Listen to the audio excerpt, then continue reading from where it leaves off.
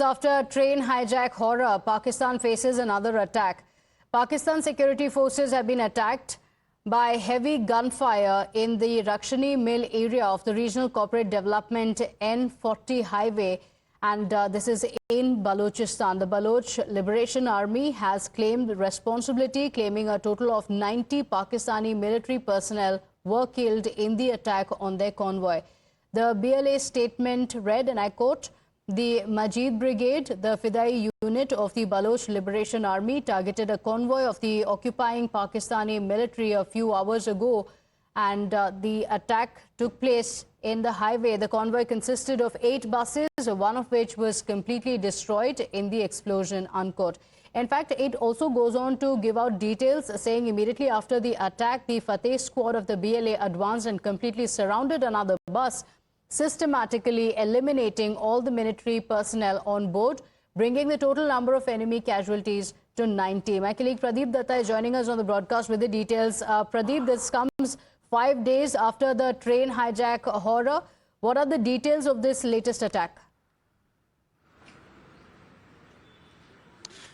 Yes, you're absolutely right. 5 days after the Jaffa train was hijacked by Baloch Liberation Army people, they have struck again, this time again in Balochistan, in Noshki area, where they have claimed to have killed about 90 Pakistani soldiers.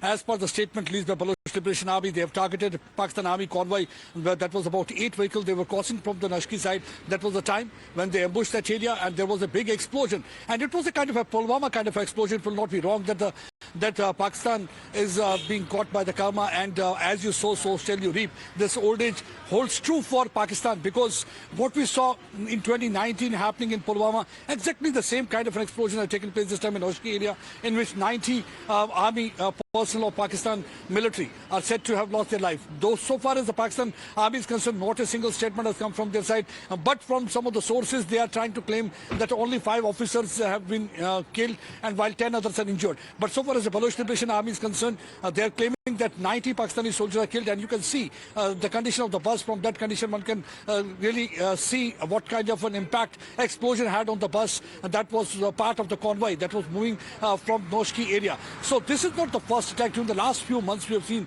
how Baloch Liberation Army rebelled. They have escalated their attack against Pakistan Army. Pakistan Army seems to be on a radar of BLA. Reason being that they feel they are the one who are responsible for atrocities against them. They are the one who had been killing many of the people. It's because of the Pakistan Army. Many of the people have disappeared. So that's why after the hijacking also we saw that they have come out with an ultimatum demanding that all those people who are in custody of Pakistan Army and Pakistani forces for the last several months, they should be released at earliest. So that hostage drama also continued for about 76 hours, though the Baloch Liberation Army claims that still some of the army personnel are in their custody, but Pakistan Army that time had claimed that their hostage crisis is over and they had been able to rescue each and every person. But time also BLA had come out with statements saying that all these people that the Pakistan Army is claiming that they have released, they were not rescued by them. They had been released by Baloch Liberation Army because their war was not against civilians. They had released women, children and other civilians because they wanted to target only security force person, army person, ISF person who were traveling in that train. So right now also the additional reinforcement has already been sent to the spot, and they are trying to cordon that area, looking for the BLA personnel. But one thing is clear, that the things seem to be getting out of control so far as Balochistan is concerned, because similar kind of a situation Pakistan Army is facing in Khyber Pakhtunkhwa area also, where Taliban is targeting them. And last time also they tried to, we have seen that after hijacking, Pakistan was trying to put blame either on India or on Afghanistan for what really happened in Balochistan a few days back, when the train was ambushed and finally hijacked by the Baloch Liberation Army rebel. And this time let's see what statement they are going to give, because there is a complete silence from the Pakistani side.